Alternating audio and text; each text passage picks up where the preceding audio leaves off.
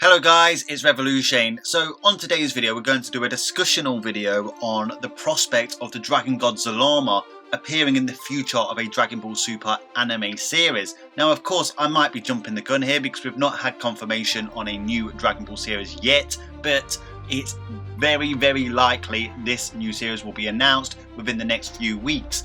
Keep a keen eye out on the 22nd of December and the 23rd of December for Jump Festa.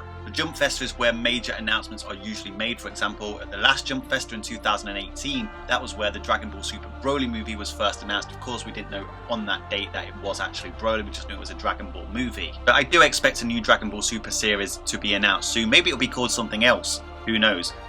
Regardless, that leads me to ponder the direction a new Dragon Ball Super series might take. Who will Goku and Vegeta and the gang face off in the future, considering they've already fought off against the powerful Jiren, the powerful Broly? Of course, you can look to the Gods of Destructions, but Goku should be quite close to the God of Destruction levels anyway, and with Ultra Instinct, should he regain that transformation, he is at that level. And then of course you can look above him at the Angels, the Grand Priest, but there's also another one that I want to talk about specifically, and of course that is the Dragon God Zalama, the creator of the Super Dragon Balls. And as we know, the original Dragon Balls on Earth and the Namekian Dragon Balls are simply just small shavings off of those planetary sized Super Dragon Balls. But what I want to know from you guys is, before Super Shenron came into play, who was your favourite dragon? Was it Earth's Shenron or the Namekian Porunga? And as we're covering Omega Shenron in this video, how about Ultimate Shenron from Dragon Ball GT? Let me know your thoughts down in the comments section. I look forward to reading them. Whilst you're doing that, just a quick message. I'm doing a lot of power scaling in December this month, so I thought I'd take a little break from that with this video and do a discussional video. But do expect a lot of power scaling throughout this month. Honestly, I've got a massive lineup. Make sure you subscribe to be notified when I release those videos. So it's usually the case in Dragon Ball that when a certain series of Dragon Ball in the Dragon Ball franchise ends, Goku ends the series as the strongest. There are a few cases where he hasn't been, but it's mostly the case. You go back to the original Dragon Ball, after he defeats Piccolo, he is the strongest in that particular series. He's stronger than the introduced gods at that point, who were Kami and I guess you could say Mr. Popo to a certain extent. And at the beginning of Dragon Ball Z, there was the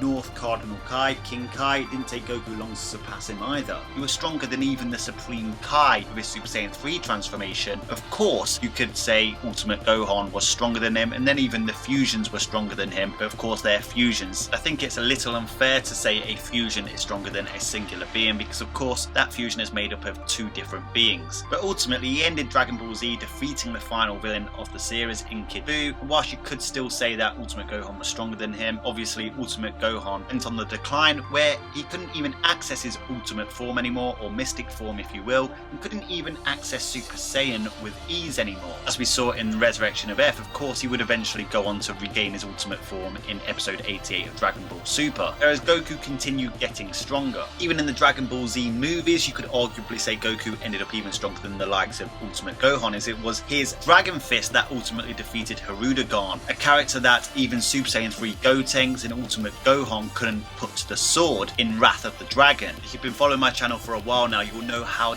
devastating the Dragon Fist is when Goku uses it. Of course he's never used it in Dragon Ball Super, but should he do it one day, bam, he's gonna pipe whoever opposes him like he piped Hirudegarn. That of course brings us to Dragon Ball GT. After using a Universal Spirit Bomb on Omega Shenron, he ultimately was the strongest being left in that verse. Of course, you could once again point to the Gogeta fusion, Super Saiyan 4 Gogeta, but once again it's a fusion. Goku with his Ultra Super Saiyan 4 transformation was the strongest character remaining come the conclusion of Dragon Ball GT, where we saw him fly off with Shenron. Now Dragon Ball GT had a lot of faults, but it did end well. It was a fitting ending for Goku, flying off with the thing that started it all, the result of using the Dragon Balls, the Eternal Dragon. Whether you agree on whether you thought Dragon Ball GT had a fitting ending for Goku or not, just hold on to that thought, because I just want to pop over to Dragon Ball Super. Now Dragon Ball Super's initial run concluded with attaining Ultra Instinct. You could argue he was the strongest character in the Tournament of Power and was the strongest of the mortals, but there's still the question of whether Beerus was stronger than him. All the angels are stronger than him, including the Grand Priest, both Zeno's attendants, and of course the Dragon God Zalama, who was introduced in episode 31 of Dragon Ball Super. I mean, if you've seen my videos on Whis' abilities and even the Grand Priest abilities, you all know that they are leagues upon leagues upon leagues below them in terms of power and hacks abilities. Even with complete Ultra Instinct, it goes without saying Goku is nowhere near one of the strongest come the end of Dragon Ball Super. At least its initial run, and I guess you could call it Dragon Ball Super Part 1 if Dragon Ball Super does continue next year. But what Dragon Ball Super did was something that Dragon Ball's not really done before, and that was introduce a slew of characters that far surpass Goku and the Z Warriors or Dragon Team, whatever you want to call them. I guess that's a question. Do we still call them the Z Warriors, or are they the Super Warriors now? Let me know your thoughts down in the comment section. But what I'm trying to say is every time a new character of status or position, or godly position I guess you could call it, are introduced into the series, by the end of that arc they've usually been surpassed by Goku. In Dragon Ball there was Kami, the god of Earth. Goku surpassed him come the end of Dragon Ball. In Dragon Ball Z, King Kai, the North Cardinal Kai, was introduced and Goku surpassed him rather quickly. Then, and of course you could also say the Supreme Kai of Universe 7, Shin, except by the time he was introduced, Goku was already stronger than he was. But come Dragon Ball Super, Beerus was introduced, and the whole dynamic of Goku surpassing every new character that comes into the story changed. And once again, you could argue that complete Ultra Instinct Goku is at least relative, if not stronger, than a fully powered Beerus, but ultimately it was the characters that were unveiled during the course of Dragon Ball Super that far surpassed Goku. Now everybody's speculating on whether Goku will eventually be able to compete with the likes of Whis, Vados and the rest of the angels, and of course obviously the Grand Priest, who's been stated to be stronger than all of those angels. And then of course there's the case of the Omni King, Zeno and Future Zeno, but whilst they are extremely powerful, they are not fighters or martial artists per se. But there is another being in the Dragon Ball Superverse that is, you could say, as powerful as Zeno. He literally reversed the erasure of Zeno at the end of the Tournament of Power, and that is Super Shenron. And of course, as we've discussed, Super Shenron comes from the Super Dragon Balls, which were created by the Dragon God Zalama. Now the interesting thing about Zalama is he was introduced in episode 31 by the nigh omniscient being Zuno. We were fed quite a lot of information about him in that particular episode, but we haven't heard a single thing about him ever since. Now, that was episode 31, and Dragon Ball Super has 131 episodes. So there were another 100 episodes to feed us at least a tidbit of information about him. We got nothing. Now, it was never revealed that Zalama was dead. It was just revealed that, he created the Super Dragon Balls in the 41st year of the Divine Calendar, a completely different calendar to the calendar that was introduced when the Grand Priest was announcing the Tournament of Power. He actually used the term the King's Calendar, most likely referring to the Omni King's Calendar. Two different calendars, that's very interesting, but obviously, like I said, we've had no further information regarding that either. Of course, we saw Super Shenron 3 times after episode 31. The first time being after the God of Destruction tournament, the second time being when Zamasu used them, the third time obviously at the conclusion of the Tournament of Power. Now it might just be me, but I find it a little odd that they would introduce a character of such proportions and give so many details about this particular character, even when they don't give that many details about consistent characters in the show, and then never talk about him again. Now do correct me if I'm wrong, but to my memory I can't think of another character that's happened with. I guess you could say the Makayo Shin in their realm, but they were literally talked about in an interview by Akira Toriyama and not introduced in the series itself. But if Zalama has the power that he has initiated into the Super Dragon Balls, then he is going to be extremely powerful. He's an end game character, even more so than the Angels and the Grand Priest. After all, his creation, Super Shenron, has one of the biggest feats we've seen in Dragon Ball. He reversed the erasure of 7 universes pretty much instantly.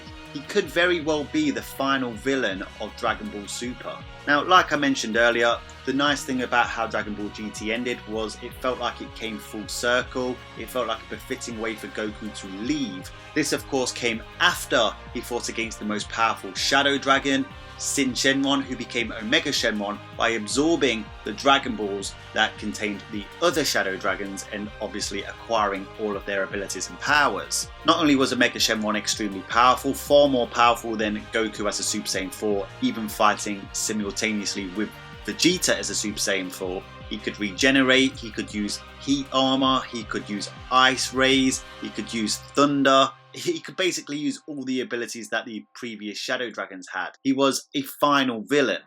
So if Zalama is ever to be fully introduced into the Dragon Ball Super verse, I believe it could be as the final villain of the series itself. And obviously the story has already veered in a very different direction to that of Dragon Ball GT, but it would be once again a very befitting way for Goku to end the series by fighting against something that has aided him throughout the entire course of his continuation, and that is fighting against the spawn of the Dragon Balls, or in this case, the creature that spawned the Dragon Balls. By no means am I saying I want a carbon copy of Omega Shenron. Whilst he had a pretty epic design, I didn't think he was particularly that great of a character. But in terms of how Dragon Ball Super ends, and once again I know we're way ahead of ourselves here, I wouldn't mind it ending in a similar fashion to Dragon Ball GT, had to fight against the very things that have aided him since day one in his continuation. So this is just a discussional video, and I want to know all of your opinions on this. Obviously, I can only speculate on what is going to happen in the future Dragon Ball Super. By no means take this seriously, take it with a pinch of salt. But this is why the Dragon God Zalama could actually be Dragon Ball Super's Omega Shenron, in the regards that Zalama could be the final villain of Goku's story.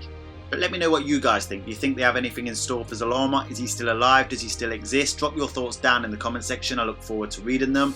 Until next time, Ad Astra.